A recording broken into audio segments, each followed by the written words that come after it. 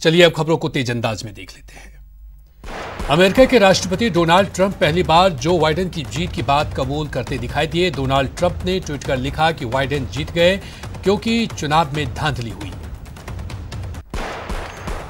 भारत ने आतंकवाद पर पाकिस्तान के आरोपों को बताया तर्कहीन और मनगढ़ंत। कहा कि दुनिया जानती है पाकिस्तान की हकीकत और पैतरे। महाराष्ट्र में आज से सभी धार्मिक स्थल खोल दिए जाएंगे। उद्धव सरकार ने इसकी इजाजत दे दी है। कोरोना को देखते हुए धार्मिक स्थलों को सख्त गाइडलाइंस का पालन करना होगा। आज नीतीश कुमार रिकॉर्ड 7वीं बार बिहार के मुख्यमंत्री पद की शपथ लेंगे। सूत्रों के हवाले से जो खबर है उसके मुताबिक नीतीश कुमार समेत 8 विधायक मंत्री पद की शपथ लेंगे। जेडीयू और बीजेपी से 3-3, वीआईपी और हम से 1-1 सदस्य के शपथ लेने की चर्चा है। एनडीए विधायक दल की बैठक में सुशील मोदी ने कहा कि जो जिम्मेदारी मिलेगी वो निभाऊंगा। तो राजनाथ सिंह ने कहा सही समय पर डिप्टी सीएम पर जानकारी दी जाएगी। बिहार विधानसभा चुनाव में महागठबंधन की हार पर आरजेडी नेता शिवानंद तिवारी ने कांग्रेस पर करारा हमला किया। उन्होंने कहा कि कांग्रेस इस बार के चुनाव में महागठबंधन के लिए घातक साबित हुई। उन्होंने आगे कहा कि चुनाव अपने चरम पर था और राहुल गांधी शिमला में पिकनिक मना रहे थे। दिल्ली में कोरोना के बढ़ते मामलों पर गृह मंत्री अमित शाह ने दिल्ली के सीएम अरविंद केजरीवाल और स्वास्थ्य मंत्री हर्षवर्धन के साथ बड़ी बैठक की। बैठक में दिल्ली में कोरोना की जांच दोगुना करने का आदेश दिया है। जम्मू कश्मीर के गुलबर्ग में मौसम की पहली बर्फबारी हुई, जिसमें तापमान में भारी गिरावट दर्ज की गई। इस बर्फबारी से पर्यटन से जुड़े कारोबारियों के भी चेहरे खिल गए।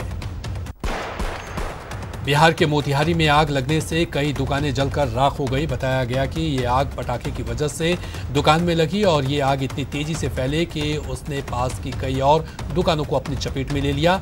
आग लगते ही वहां अफरा तफरी मच गई। भोपाल में पूर्व सांसद कैलाश सारंग पंचतत्व में विलीन हो गए। उनके बेटे विश्वास सारंग ने मुखाग्नि दी। बता दें कि सुभाष नगर विश्राम घाट पर उनका अंतिम संस्कार किया गया। कंप्यूटर बाबा को इंदौर हाईकोर्ट से राहत मिल गई है। बैंक गारंटी नहीं स्वीकार करने पर 50,000 के मुचलके पर जमानत देने के आदेश दिए हैं। वहीं पंचायत सचिव मामले में जिला कोर्ट में अपील कर सकते हैं। उपचुनाव में मिली जीत के बाद आज सीएम शिवराज तिरुपति के दर्शन करने परिवार समेत पहुंच रहे हैं। जिस विमान से सीएम आएंगे वो अत्याधुनिक सुविधाओं से लैस है। सीएम भूपेश बघेल 2 दिवसीय दौरे पर आज दिल्ली जाएंगे, जहां नक्सल, कोरोना, धान खरीदी को लेकर केंद्रीय मंत्रियों के साथ पार्टी आलाकमान से भी मिल सकते हैं। निगम मंडल को लेकर पार्टी नेतृत्व से भी चर्चा हो सकती है। उज्जैन में आस्था के नाम पर अंधविश्वास का खेल खेला गया। मन्नत पूरी करने के लिए और गांव की खुशहाली के लिए गांव की सैकड़ों गाय इंसान के ऊपर से निकली। तस्वीरें देखकर लोगों के रोंगटे खड़े हो गए। इंदौर में हिंगोट युद्ध पर प्रशासन ने लगाम की तैयारी कर ली है। बता दें कि कलेक्टर ने हिंगोट की अनुमति नहीं दी, जिसके बाद पुलिस ने मौके पर अस्थायी चौकी बना दी है। दिग्गज बंगाली एक्टर सौमित्र चटर्जी 85 साल की उम्र में दुनिया को अलविदा कह गए। 15 नवंबर को दोपहर 12:15 बजे के करीब सौमित्र चटर्जी ने आखिरी सांस ली। महेंद्र सिंह धोनी ने अपने फार्म हाउस में की फलों की खेती, पपीता, स्ट्रॉबेरी और अमरूद के उन्नत किस्म के पौधे लगाए। बाजार में सप्लाई की है तैयारी। टोंक के मुख्य बाजार के भीड़भाड़ वाले काफल बाजार स्थित एक वकील के कार्यालय में भीषण आग लग गई। वकील की माने तो 1 लाख रुपए के सामान के अलावा केसों से संबंधित फाइलें इस आग में जलकर नष्ट हो गए। जोधपुर के पुलिस थाना क्षेत्र में स्थित विवेक विहार क्षेत्र में हुई टेंट हाउस के गोदाम में देर रात अचानक आग लग गई। आग लगने से क्षेत्र में सनसनी फैल गई। मौके पर पहुंची 12 दमकलों ने कड़ी मशक्कत के बाद आग पर काबू पाया। कोटा पहुंचे यूडीएच मंत्री शांति धारीवाल ने विकास कार्यों का निरीक्षण किया। परकोटा क्षेत्र के रियासतकालीन दरवाजों का भी उन्होंने अवलोकन किया। प्रधानमंत्री नरेंद्र मोदी आज जैन भिक्षु आचार्य विजय वल्लभ सुरेश्वर जी महाराज की 151वीं जयंती समारोह के मौके पर वीडियो कॉन्फ्रेंसिंग के जरिए पाली में शांति की प्रतिमा का अनावरण करेंगे। पीएम मोदी डिजिटल कार्यक्रम के माध्यम से इस 151 इंच ऊंची प्रतिमा का उद्घाटन करेंगे। इस प्रतिमा में अष्टधातु से बनी है और इसे पाली के जैतपुरा इलाके के विजय वल्लभ साधना केंद्र में स्थापित किया जाएगा। प्रदेश कांग्रेस प्रभारी अजय माकन 17 नवंबर को जयपुर दौरे पर रहेंगे। इस दौरान माकन बिरला सभागार में पार्टी नेताओं के साथ बैठक करेंगे और पंचायत चुनाव और निकाय चुनाव में जीत की रणनीति बनाएंगे। कोटा नॉर्थ और साउथ के मेयर और डिप्टी मेयर ने अपना पदभार संभाला। यूडीएच मंत्री शांति धारीवाल की मौजूदगी में दोनों निगमों के मेयर और डिप्टी मेयर ने शपथ ग्रहण किया और कोटा के विकास का संकल्प लिया। प्रदेश की जेलों को लेकर राजस्थान हाईकोर्ट की ओर से तल्ख टिप्पणी किए जाने के बाद जेल प्रशासन जेलों की व्यवस्था सुधारने की कवायद में जुट गया है। जेल प्रशासन ने एक विशेष अभियान की शुरुआत कर जेलों की जांच शुरू कर दी है। भरतपुर की स्पेशल पुलिस ने ऑनलाइन ठगी करने के 3 शातिर बदमाशों को गिरफ्तार करने में सफलता हासिल की है। शातिर बदमाश सूरजपोल चौराहे के पास एक एटीएम से राशि निकाल रहे थे, तभी वहां से गुजर रही पुलिस ने इनकी गतिविधियों पर शक हुआ और उन्हें गिरफ्तार कर लिया। आज भाई दूज का पर्व हर्षोल्लास के साथ मनाया जा रहा है। भाई दूज के मौके पर बहनें अपने भाइयों की कलाई पर रक्षासूत्र बांधी और उनकी लंबी उम्र की कामना की। भरतपुर में चुनावी रंजिश को लेकर 2 पक्षों में हुई गोलीबारी में एक व्यक्ति की मौत हो गई, वहीं कई लोग घायल हो गए। सूचना के बाद मौके पर पहुंचे पुलिस ने मृतक के शव को कब्जे में लेकर उसे पोस्टमार्टम के लिए भेज दिया। वहीं दूसरी ओर घायलों को अस्पताल में इलाज के लिए भेजा गया है। चूरू जिले के सादुलपुर तहसील में सड़क हादसे में एक शख्स की मौत हो गई, जबकि एक गंभीर रूप से घायल हो गया। यह हादसा बरसर गांव के पास सादुलपुर झुंझुनू सड़क मार्ग पर हुआ, जहां अज्ञात वाहन ने बाइक सवार 2 लोगों को अपनी चपेट में ले लिया। हादसे में घायल हुए बाइक सवार दोनों युवकों को अस्पताल में भर्ती कराया, जहां एक युवक की इलाज के दौरान मौत हो गई। सीकर जिले के रामगढ़ शेखावाटी थाना इलाके में एक सड़क हादसे में एक बाइक सवार की मौत हो गई। मृतक की शिनाख्त शुभकरण के रूप में हुई है, जो कोटिया गांव का रहने वाला है। अजमेर में बिजली के तार पास में खड़े 2 व्यक्तियों पर गिर गए, जिससे करंट लगने से उनकी मौत हो गई। झुंझुनू के मुकुंदगढ़ इलाके के जौहड़ में मिली लाश का पुलिस ने पर्दाफाश किया है। इस मामले में हत्या के मामले में 2 जीजा और साले को गिरफ्तार किया है। कोटा में महावीर नगर पुलिस ने जुए सट्टे के खिलाफ कार्रवाई करते हुए ताश के पत्तों पर जुआ खेलते 4 आरोपियों को गिरफ्तार किया, साथ ही 18,000 के करीब कैश भी बरामद किए। भरतपुर के डेग कस्बा निवासी एक महिला ने फांसी लगाकर आत्महत्या कर ली। आत्महत्या के कारणों का खुलासा नहीं हो पाया है। भरतपुर के कामा के सुनहरा गांव में देसी शराब पीने से 3 लोगों की मौत हो गई। इस घटना के बाद गांव में हड़कंप मच गया। घटना की सूचना मिलने के बाद कामा थाना अधिकारी ने शराब के ठेके पर छापेमारी की, लेकिन ठेकेदार मौके से फरार हो गया।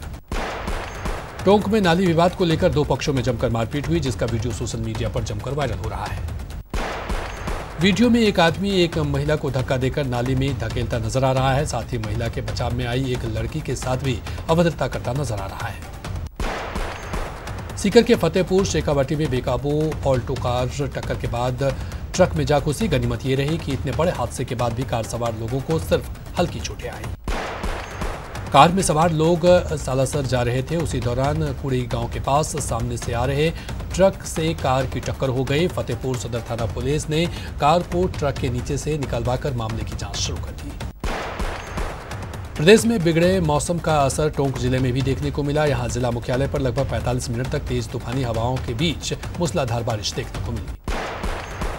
टोंक के पीपली में एक ही परिवार के 2 पक्षों में फसल बुआई को लेकर जमकर मारपीट हुई। इस दौरान एक पक्ष ने दूसरे पक्ष पर जानलेवा हमला किया, जिसमें 8 लोग गंभीर रूप से घायल हो गए, जिसके बाद सभी को आनंद फानन में पीपल CHC लाया गया, जहां से उन्हें सदर अस्पताल में भेजा गया। हमले के बाद मौके पर लोगों की भारी भीड़ जमा हो गई, जिसके बाद पीड़ित पक्ष ने पुलिस पर लापरवाही का आरोप लगाते हुए जमकर हंगामा किया। आपको बता दें कि आरोपी पक्ष पर पहले भी शिकायत की गई थी, लेकिन पुलिस कभी कोई कार्रवाई नहीं की।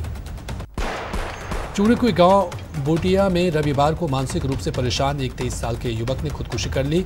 पुलिस को युवक का शव घर में उसके कमरे में फंदे से झूलता मिला। घटना की सूचना के बाद मौके पर पहुंची सदर थाना पुलिस ने ग्रामीणों की मदद से शव को फंदे से उतरवाया और राजकीय भरतिया अस्पताल के मोर्चरी में शव का पोस्टमार्टम कराकर परिजनों को सुपुर्द कर दिया। पुलिस से मिली जानकारी के अनुसार मृतक के परिजन गांव में रामाश्याम करने गए थे और वापस आकर घर में देखा तो युवक का शव फंदे से झूलता मिला। युवक की मौत के बाद घर में कोहराम मच गया।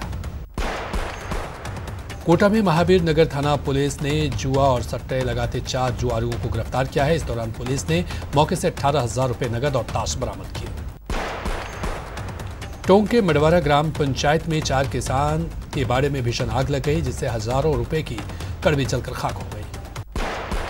कोटा में संजय नगर रेलवे ओवरब्रिज के नीचे से अज्ञात युवक का शव बरामद किया गया। मौके पर 3 थाना की पुलिस पहुंचकर मामले की जांच में जुट गई। कोटा के रामगंज मंडी थाना क्षेत्र में बदमाशों ने एक युवती के साथ दुष्कर्म का प्रयास किया। पुलिस ने पीड़िता की शिकायत पर आरोपी को गिरफ्तार कर लिया। बारा में छिपा भदौर थाना पुलिस ने फरार 4 वारंटियों को गिरफ्तार किया है। गिरफ्तार सभी आरोपी पिछले 5 साल से फरार थे।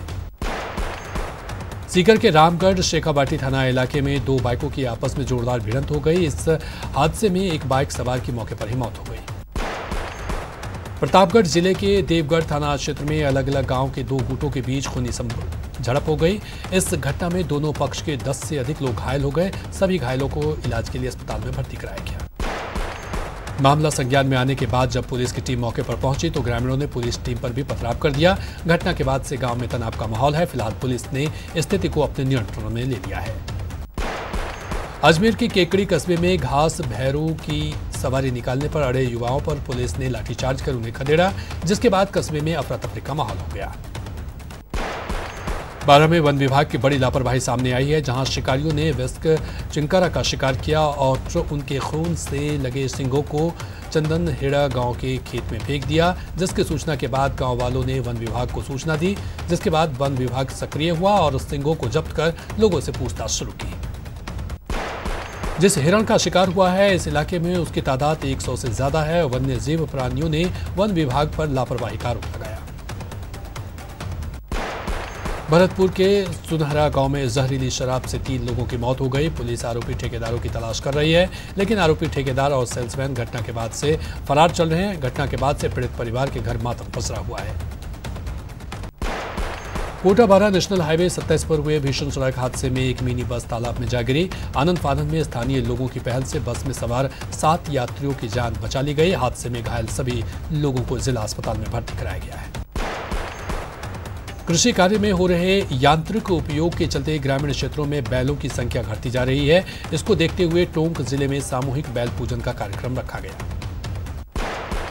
कोटा में गोवर्धन पूजा के मौके पर सदियों से चली आ रही परंपरा का निर्वहन करते हुए गांव में किसानों ने कृषि यंत्रों के रूप में बैलों की पूजा की और उनका आशीर्वाद लिया। बूंदी के नैनवा तहसील में मानपुरा गांव में किसानों ने सामूहिक हल पूजा का आयोजन किया। गाजे बाजे के साथ किसानों ने हल की पूजा की। इस आयोजन में सैकड़ों किसान शामिल हुए। राजधानी जयपुर में रविवार शाम हुई बारिश के कारण दिवाली के मौके पर बनाए गए अस्थायी स्वागत द्वार भी गिर गए। गनीमत ये रही कि इस हादसे में कोई बड़ा नुकसान नहीं है। वहीं पुलिस ने इनके गिरने पर ट्रैफिक डायवर्ट किया। Forum of private schools of Rajasthan का राजधानी जयपुर के शहीद स्मारक पर पिछले 6 दिन से आमरण अनशन का धरना जारी है। आमरण अनशन पर बैठे महिला स्कूल संचालिका सीमा शर्मा की तबीयत बिगड़ गई। उन्हें एम्बुलेंस के जरिए इलाज के लिए अस्पताल में भर्ती करवाया गया। पश्चिमी विक्षोभ सक्रिय होने के कारण मरुधरा के कई जिलों का मौसम बदल गया। जयपुर, अजमेर, टोंक समेत कई जिलों में भारी बारिश के साथ ओले पड़े। दौसा में रविवार को मौसम का मिजाज बदलता नजर आया। शाम को अचानक मौसम में बदलाव आया और तेज हवाओं के साथ बारिश हुई। इस दौरान जमकर ओले भी पड़े। तेज बारिश से दौसा शहर की सड़कें दरिया बन गई और नाले उफान पर आ गए। इस बारिश से खासकर किसानों के चेहरे खिल गए।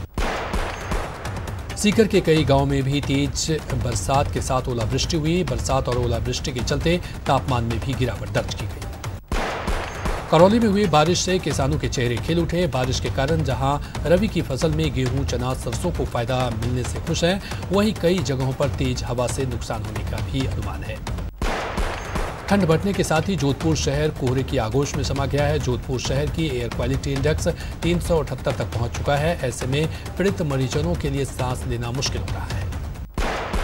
मौसम विभाग ने जयपुर, अजमेर समेत 4 संभागों में बारिश को लेकर अलर्ट जारी किया है। साथ ही बताया गया कि आज से तापमान में 2 से 3 डिग्री कमी होगी और सर्दी बढ़ेगी। अजमेर में कल हुई बारिश के बाद अचानक मौसम में बदलाव हुआ और आसमान में कोहरा छा गया। बारिश की वजह से अचानक बढ़ी सर्दी ने लोगों को ठिठुरा दिया है।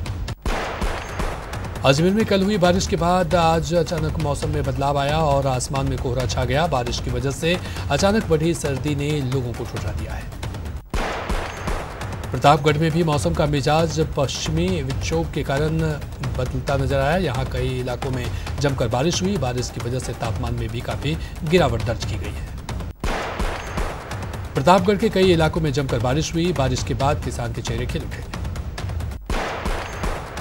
सीकर के खाटू श्याम जी कस्बे में बरसात के साथ ओलावृष्टि भी हुई। तापमान में गिरावट के कारण ठंड में बढ़ोतरी हो गई। चूरू में कोहरे का कहर शुरू हो गया है। सोमवार को कोहरे की वजह से विजिबिलिटी कम रही। कोहरे की वजह से वाहन सड़कों पर रेंगते हुए दिखे। उदयपुर में पर्यटन व्यवसाय एक बार फिर गुलजार हो गया है। दीपावली के बाद शहर में गुजराती पर्यटकों का आवागमन बढ़ गया है, जिससे स्थानीय व्यवसायी काफी खुश हैं। जयपुर की शहरी सरकार अब अपनी तंगमाली हालत को सुधारने के लिए कुछ नए शुल्क वसूलने की तैयारी में है, जिसके तहत तंबाकू उत्पादन की बिक्री करने, हॉस्पिटल, क्लिनिक, हॉस्टल और पीजी संचालित करने समेत अन्य कार्य करने पर ग्रेटर नगर निगम से अनुमति लेनी होगी। कोटा के देहदान पार्क में महिला आत्मरक्षा प्रशिक्षण केंद्र का शुभारंभ हो गया। एसपी गौरव यादव ने फीता काटकर इसकी शुरुआत की। राजस्थान से यूपी को जोड़ने वाला कामा बरसाना मार्ग क्षतिग्रस्त हो गया है, जिसके कारण लोगों को भारी परेशानियों का सामना करना पड़ रहा है। डूंगरपुर में पानी की किल्लत को लेकर लोगों ने जलदाय विभाग के खिलाफ आक्रोश जताया और वहीं जलदाय विभाग के खिलाफ जमकर नारेबाजी की। डूंगरपुर शहर के पातेला मोहल्ले में पेयजल की घोर किल्लत है। हरिजन बस्ती के लोगों ने कचरा नहीं उठाने की चेतावनी दी है। भरतपुर में बीजेपी नेता डॉक्टर शैलेश सिंह ने दीपावली मिलन समारोह का आयोजन किया। मौके पर कई लोगों ने पार्टी की सदस्यता ग्रहण की। भीलवाड़ा के सूचना केंद्र पर विश्व स्मरण दिवस और सड़क सुरक्षा दिवस मनाया गया। कलेक्टर शिव प्रसाद ने सड़क हादसे में जान गंवाने वाले लोगों को कैंडल जलाकर दी श्रद्धांजलि। खेल विभाग प्रदेश में जल्द ही स्पोर्ट्स स्कूल शुरू करने की प्लानिंग कर रहा है। ये खेल मंत्री अशोक चांदना का ड्रीम प्रोजेक्ट है। चांदना का कहना है कि स्पोर्ट्स स्कूल खुलने से खिलाड़ियों को शुरुआती दौर में सुविधाएं, संसाधन और प्रोत्साहन मिल सकेगा, जिससे खिलाड़ी राज्य और देश का नाम रोशन कर सकेंगे। करौली के श्री महावीर जी में द यंग वॉरियर्स ऑर्गेनाइजेशन के सदस्यों ने जमकर प्रदर्शन किया। गुड़गांव के जाट दहमोली गांव में शहीद की प्रतिमा तोड़ने के मामले को लेकर जमकर आक्रोश जाहिर किया। ऑर्गेनाइजेशन के सदस्यों का आरोप है कि जिन असामाजिक तत्वों ने प्रतिमा को तोड़ा है, उन्हें जल्द से जल्द गिरफ्तार किया जाए। और जैसलमेर से रामगढ़ और तनौट तक बन रहे एनएच के ठेकेदार की लापरवाही के कारण वाहन चालक खासे परेशान हैं।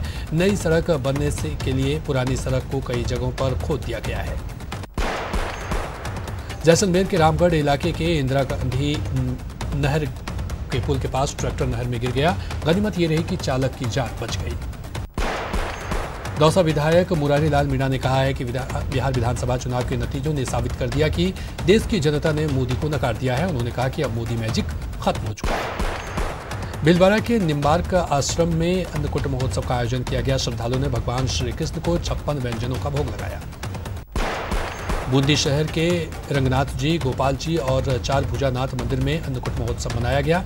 भगवान कृष्ण को 56 व्यंजन का भोग लगाने के बाद श्रद्धालुओं में महाप्रसाद का वितरण किया गया।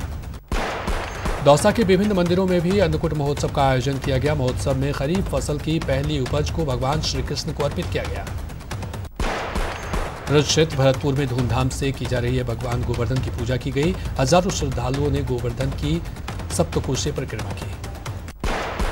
भरतपुर के मोहन जी मंदिर में अन्नकूट महोत्सव का आयोजन किया गया। इस मौके पर मंदिर में भगवान श्री कृष्ण का महाश्रृंगार किया गया। प्रदेश में कोरोना पॉजिटिव मरीजों का आंकड़ा 2,25,000 के पास पहुंच गया है। प्रदेश में अब 18,337 एक्टिव केस हैं।